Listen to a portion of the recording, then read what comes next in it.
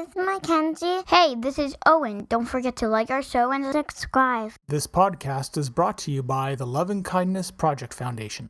What is one thing that you could do to think, speak, or act kindly today? Go to loveandkindnessproject.org to learn more.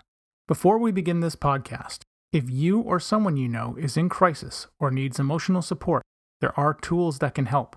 So get yourself a pen and paper or open a note-taking app on your phone or computer. Feel free to pause this episode while you get yourself ready. The episode starts at 1 minute and 6 seconds. You can call Talk Suicide Canada at 1-833-456-4566. You can text 45645, which is coming in the fall of 2023. In Canada, you can also call 988, the Kids Help Phone at 1-800-668-6868. The Trans Lifeline in Canada is 1-877-330-6366. And in the United States, 1-877-565-8860, or call 911. You are not alone, and you do not have to be alone. I would like to honor and recognize the traditional and unceded territories of the Katzie, Kwantlen, and Semiahmoo nations on whose territory I live, work, and play.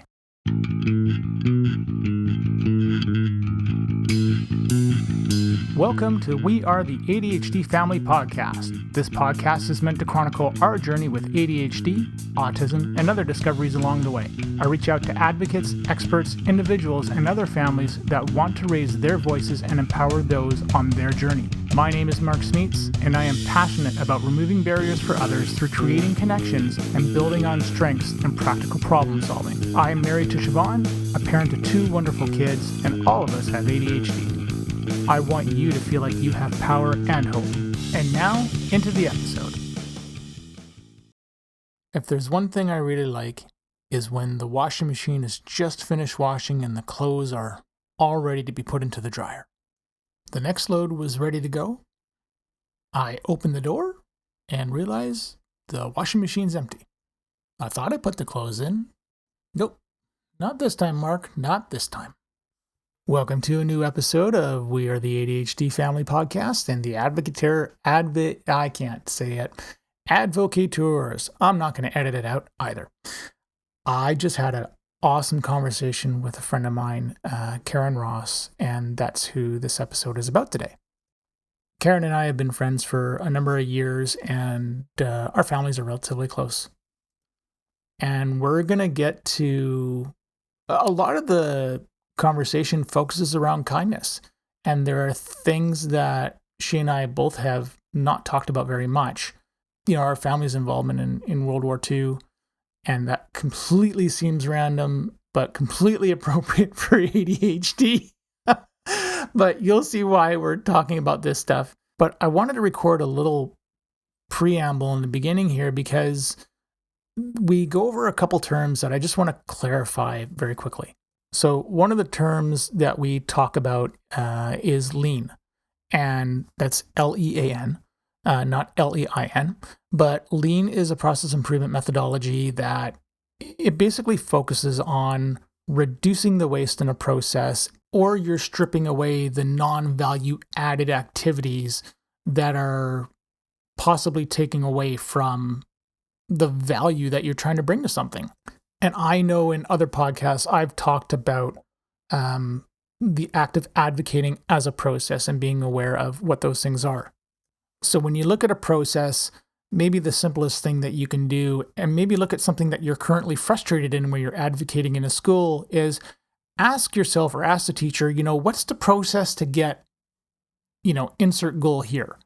And strip away what those things are that are directly adding value, and identify what you have to do but shouldn't really have to do it, and then what's completely not adding any value to this. And I think if you look at advocacy from that point of view, then you begin to separate the person who you're talking to, the teacher, from the process that they're going to be trapped in. And Karyn and I go on about that. So I hope you enjoyed the episode. It was a really fun conversation. My guest today on the podcast is my friend Karyn Ross, and dare I say mentor as well. And yes, we're only doing the audio though. Okay. Okay. So I'm making a heart hand symbol. Now you know why she's my mentor. Um, when I started the podcast and the idea for it, I really wanted to have kindness be front and center in everything that I was doing in terms of any message I was putting out there. And if I look at my past work background and everything, that was always that was a big piece of just who I am and why am I denying the wanting to be kind to somebody, that I work with them or something like that. So I told Karyn just recently that I wanted to have the kindness thing more front and center. And that's why you hear in the beginning of all the episodes of how it's sponsored by Love and Kindness Project Foundation, because it's that important to me. And I know it's important to her. And this is why I think the two of us have gotten to know each other so well over the past couple of years. And she has been a mentor to me and a good friend of my wife and us as a family. So thank you for being just awesome. And yeah, so there you go. Um, I know all about you, but a lot of people won't know a lot about you. So maybe a little brief overview would help. And yeah, let's go for that. All right, that sounds super cool. First of all, I'm going to say thank you for your kind words, and thank you for your friendship, and Siobhan also for her friendship and all the great work she does as our Western Canada Country Director for Love and Kindness Project Foundation. And although people will just be hearing the audio, you can see that I am wearing this beautiful Pride Kindness button that she designed for the foundation. And Mark, I am sure you will put the link a bit where people can order their kindness buttons at the end. Oh yes. The show, cool. And so just a little bit about me. I am proudly Canadian, and I'm also American, and I live in the Chicagoland area, though I grew up in Canada, Ottawa, and Toronto. And so I lived 30 years in Canada and 30 years in the United States. And as well as being the founder and president of the Love and Kindness Project Foundation, which is a global 501c3 registered public charity spreading kindness person to person around the world by helping people think, speak, and act more kindly. I also own my own business, and I help leaders and organizations create better, more effective, efficient, and kinder ways to work. So that's a little bit about me. And she's also an author of several books that we're probably going to be talking about just a bit. So what I wanted to do is dive into, and I have no specific questions, by the way, but I know where I'm kind of letting my brain wander a little bit this morning.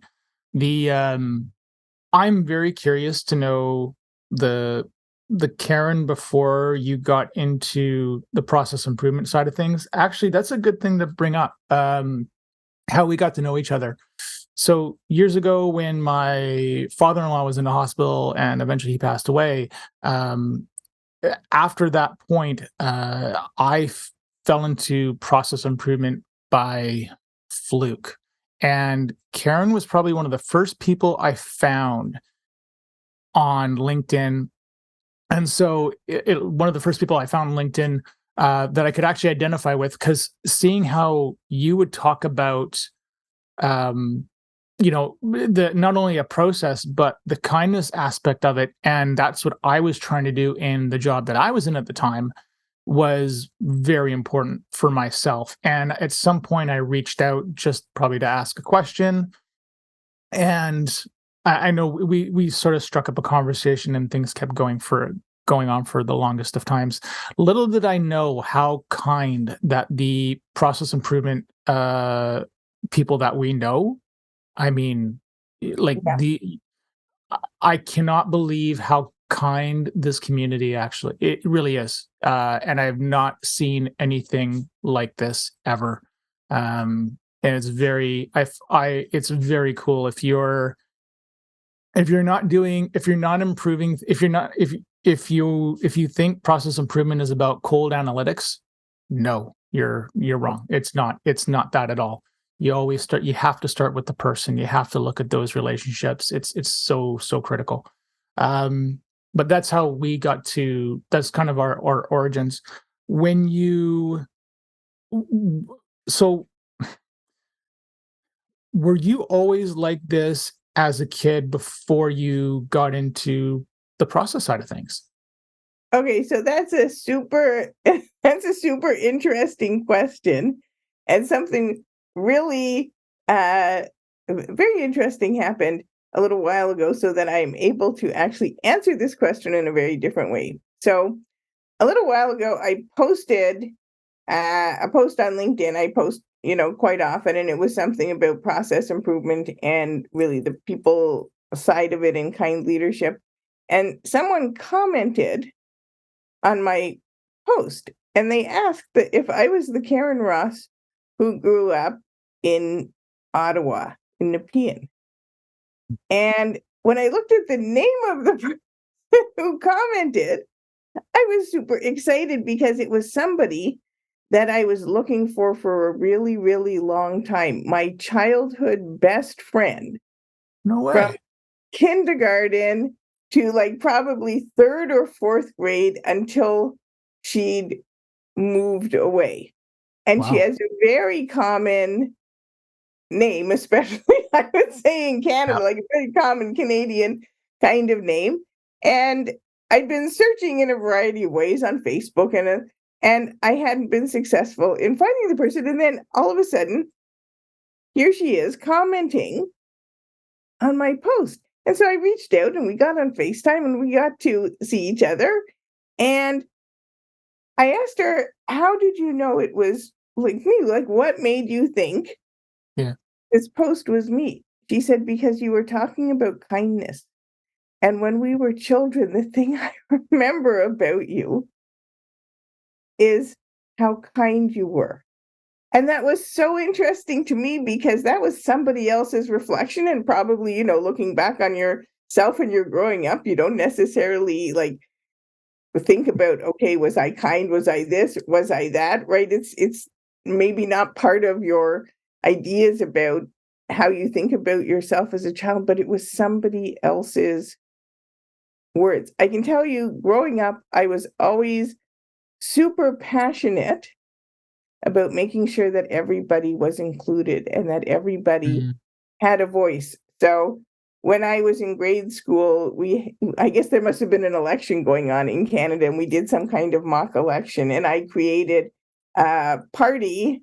And even though I was actually growing up the kid who was, not always fit in and kind of ostracized, and but everybody joined the party until one person in class that nobody liked said that they wanted to join. And Mm. so I said, everybody can be included. And all of the other kids left because they said they didn't want to do something with this person. And I said, that will be your choice. So that is one thing I can remember as a child, that inclusion and making sure that everybody was welcome is something that I remember about myself as a child.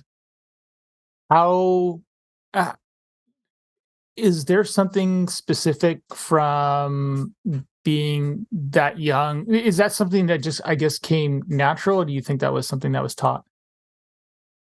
I'm going to say I think that it's a combination of combination of both. And actually now, having my own children who are, adults now, Yeah. 30, almost 32 and almost 28, it's really interesting because I can see that mix of nature and nurture.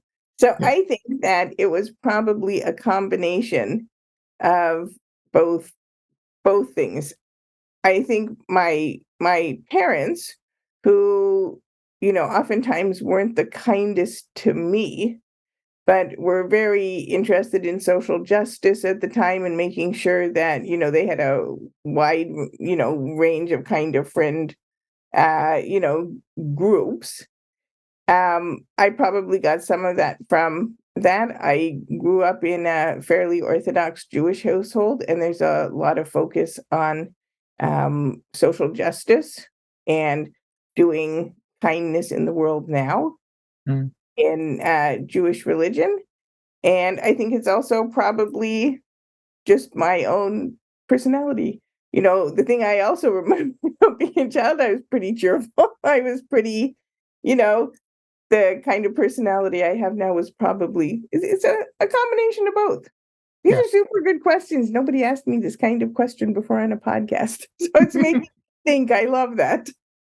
This is like we were saying before. It's those evolutionary things that it's the evolutionary conversations I love to have of where people start off and how you end up, and then what are the steps that you take to get there. Because I know I've always been curious, and I mean, we're kind of it's.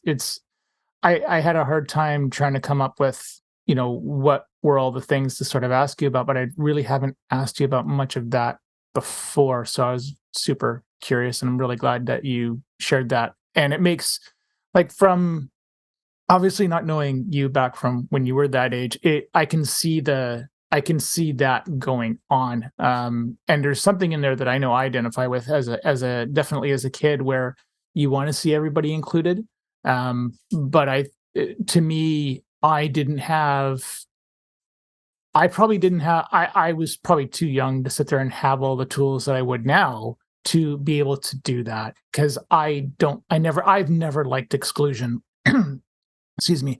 I've never liked exclusion. I've always wanted to see people included, people happy. And it's the little things, the little, not catty's maybe the wrong word, but the superfluous, catty, um, thin social things that get in the way of that stuff that just grind me. So it's like, no, we're going to be kind to each other. Here is a 20-second kindness break. Here is a tip for thinking kindly. If you think it's not kind, or if it feels wrong, pause yourself and don't say it. Hi, this is Siobhan from the Love and Kindness Project Foundation. Check out loveandkindnessproject.org and find other ways to carry out kind acts or start a kindness project of your own. Yeah. That's Well, it. one of the things that's super interesting to me, and I've reflected on quite a bit as well, is that growing up, I was bullied a lot in school. I didn't look the way other people look. People can't see me, but I have dark hair and olive colored skin, and I grew up in a pretty homogenous area. I was one of, my sister as well, one of the only couple of Jewish kids in a school in which everybody was, some kind of Church of England or, more Christian background. And in grade school and middle school and high school, I liked art. I didn't, I was just super different.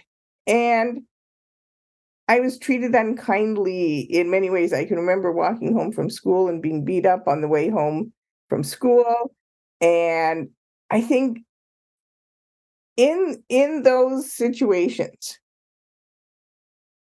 that there's the possibility, of course, to end up unkind yourself. Because and to turn anger inwards on oneself and say, I don't want to be this way. And then really interestingly, after I left high school, I went to York University and I did a undergraduate and master's degree in fine arts. And a really strange thing happened. All the things that made me unpopular and bullied that I, thought for myself looked different, all of those things that made me the brunt of people's anger and bullying. When I went to university, people were like, oh my goodness, you're so cool. Yeah. You know, and I had a really unusual, like totally the opposite, right? Yeah. And I was super popular and it was just a whole other experience. And I experienced a life in a very different way. And I think all of those things put together made me realize is that I was the same me. And I had a different experience based on how people reacted. And I didn't become unkind and mean to others. what became important to me was to really understand how to help others be kind, because I'd already walked a mile in my Yeah. own shoes, in the shoes of the person who had been hurt and bullied, right? And now, how could I teach those other people how to be kind, right? I don't believe people are innately kind. I believe they learn unkindness or kindness from the way they're treated by others, and especially their leaders, people in positions of power. Yeah. I know, and I think I've talked with you about this before. I know I've talked with Siobhan about it, but um for me, I know I am the way that I am because how do I phrase this? I am the opposite of what I sort of saw and experienced growing up. I did feel excluded. I did feel that. And sort of as I mentioned earlier, is wanting to, bring people together and hear voices and hear those things. Um, it just takes, I think it just takes time to find, I think it takes time to find that resolve in you, to form that identity that this is who you or I are. Um, and then go from there. Because I think about, I mean, I was bullied as well, but I just think about the, the reasons of why you or I were bullied are obviously exclusive to you and I, and anybody else listening for that matter. But there's a moment in there where you're having that identity come through, and that some people I think make a conscious choice. I don't know how the other side of it goes, but the fact that when you got into university, like going for your fine arts, you were that person. You knew you were that person. And that was it. There was no question. And quite honestly, it sounds like you were that person a long, long time before even that happened. So it, which I just thought is, I just think is really just I think it's cool. And it's interesting because, I mean, the podcast is about, I mean, it's our family's journey with all this stuff. And I think a lot of kids that are, whether they're autistic, ADHD, Down syndrome, they get made fun of because they quote unquote look different or what have you. And no one can take, to me at least, I don't know, like no one can take away your identity. You are who you are, and don't apologize for it. Exactly. And the thing Yeah. is, you're supposed to be who you are. And I think, and this actually brings me to a point that I think is really important about kindness. Kindness is a choice. Kindness is about action, and kindness is human behavior, right? So at whatever circumstance we come from, whatever background, whatever, that we all have choices to make in life. And actually, I always say kindness is a practice that takes practice, because in many circumstances we have to choose to be kind. So short story, which I think it was really impactful for me and really, I think, illustrates this. So my husband also comes from a Jewish family, and his grandfather came to the United States, actually, and then immigrated to Canada.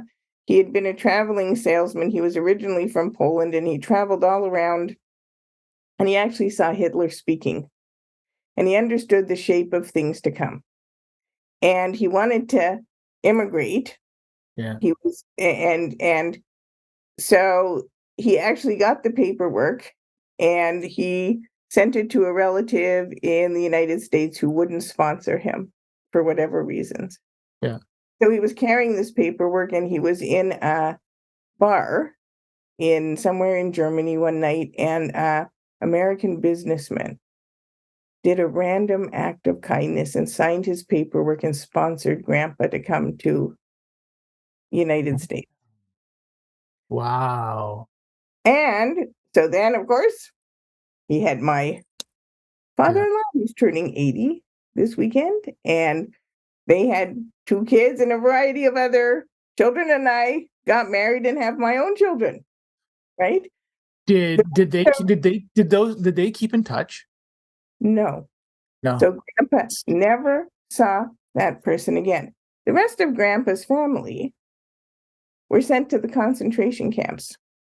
And he had one sister who was extremely well educated, which, at that time was not so common for women, but she'd gone to university and she was sent to the concentration camps. And I don't know if you know this, but when people who were in the concentration camps traveled to different cities, they would look up in the phone book for names of people that they'd known in the camps to try to find their relatives. So one day we got a call from someone who had been in the concentration camp with Grandpa's mother and father and sisters. And that person said that all of the rest of Grandpa's family had been killed except this one sister. And she'd survived until the day of liberation. And as she was running towards the entrance of the camp, as the camp was being liberated, a Nazi soldier shot her in the back and killed her. So, a random act of kindness brought my husband's grandfather safely here. A random act of unkindness, a choice, not a random act, a choice, right? And the person who signed Grandpa's paperwork made a choice. And in everything, we have a choice. In situations that are unbelievably difficult, in situations that are easy, we can choose to practice kindness, right? To use our empathy, to put ourselves in someone else's shoes and understand how they might be feeling from their perspective, and then our compassion to want to do something to alleviate their suffering, and then to take an action, to do something which will create a positive outcome for that person. This is a practice. It is not easy to do. No. But we have to practice, right? And kindness is a choice. And the more we practice, we show other people how to do it. And we help give them strength in their practice. It's a lot easier, I'm going to tell you, to be unkind, to lose your temper, to shout at someone, to do all of those. I mean, isn't the, oh gosh, I can't remember how many muscles it takes to smile, but isn't it something like it takes, I don't know, like it takes like 10 muscles to frown, but 4 muscles to smile or something like that? I know the number's wrong, but similar kind of thing. Exactly. So how do we help people make the choice to become kind? And many people think about doing something kind, and oftentimes that takes us out of our comfort zone, right? Can you imagine this person sitting in a bar in Germany must have been out of their comfort zone signing something for a person that they didn't know. That person could have come to the States and who knows, right? And I mean, so what I find interesting about that, very, very interesting, is for anybody that doesn't know, my family's Dutch. My Oma and Opa fought. Actually, I don't even know if you know this stuff yet. My Oma and Opa fought in the Dutch resistance. That's how they met, because Opa got injured and Oma was a nurse, so she was rescuing people as the Nazis tried to pick them off. In Holland. Anyways, my mom's parents escaped in a, gosh, what was it? She's told me a bunch of times before. Escaped in a rail car, I think it was, as well. So I growing up, probably very much like you. I sort of, my dad will say he grew up in the shadow of World War II. I feel like I definitely grew up in the shadow of World War II as well. What I find very interesting about that story, and for some reason it doesn't shock me, and I know, and I think I know why. There's when when you're in a place like that, people, I mean, Holland's generally a friendly place. Germany's generally a friendly place. Not, that's not really an issue. The knowing people knowing each other, though, there are just some things that I have found in my life where you have, what's it called? They just show up randomly out of the blue. Or someone will purposely, and I know my dad's told me stories like this, somebody who he used to be friends with back maybe when he played hockey has now contacted him 50 years later. Mm-hmm. It's a very common, it feels like it's a very common European thing to do. And the phone book thing that you had mentioned to me, I had heard that before, but again, it feels like that's almost just part and parcel of the way Europe sort of was. And I think it's kind of, I think part of it has to do with the fact that it's so borderless over there. I mean, you just going from Germany to Holland is crossing the street. Going from Holland to Belgium is crossing the street. It's funny how that works out. I hope you're enjoying the episode with Karyn Ross so far. In the next episode, we're going to go over how an act of kindness started her first book writing experience, being intentional when we practice kindness, plus, kindness isn't hard work, it's just a different kind of work. Look for that episode next week. Thank you for listening to our show. If you're hearing this message, you've reached the end of the episode, and for that, I want to say thank you. I hope you have enjoyed what you've heard and are walking away with newfound knowledge. We are the ADHD family. See change. See you soon for a newfound knowledge. I have 3 things to ask of you. Number 1, if you have any comments, questions, or guest ideas, please leave a comment on the Facebook page. Number 2, please leave us a review on Apple Podcasts or Spotify. It helps people find us. And number 3, if you want to be a guest on the show or know someone who would make a great guest, contact me through our Facebook page. This podcast is open to everyone. You don't need to be an expert, just passionate and want to see change. The opinions expressed by the host and guest are not associated with any employer or organization unless otherwise stated.